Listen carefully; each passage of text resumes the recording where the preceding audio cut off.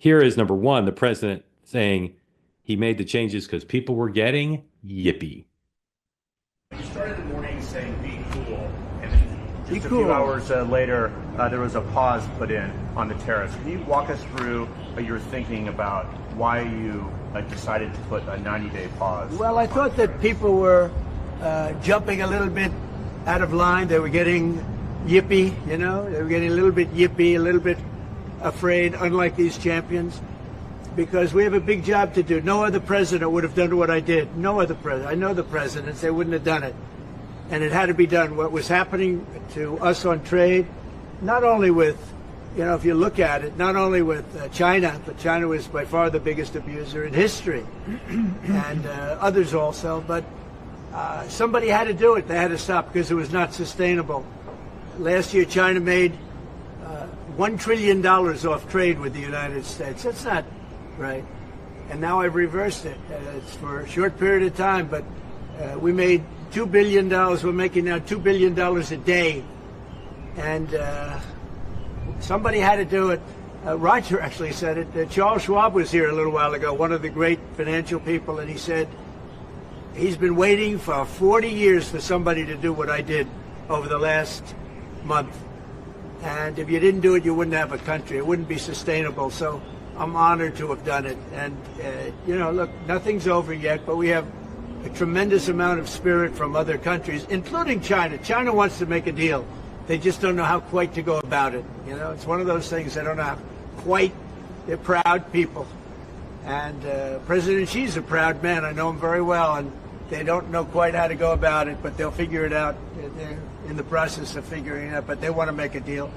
And we have many other countries, as you know, many more than 75, and they all want to come, and they want to come here, or they'll go to Commerce, or they'll go to Treasury. We have our great senators here and congressmen. They'll call John, they'll do somebody, they'll go through somebody, but they're all calling, how do we do this? They all want to make a deal. Somebody had to do what we did, and I did a 90-day pause for the people that didn't retaliate, because I told them if you retaliate, we're going to double it. And that's what I did with China, because they did retaliate. So we'll see how it all works out. I think it's going to work out amazing. I think that our country is going to be at the end of a year or shorter, but I think we're going to have something that nobody would have dreamt possible. All right, so that wasn't the Oval. That was the outdoor event. He also talked in the Oval. Let's play number 4, please, Sam. Be made with every one of them.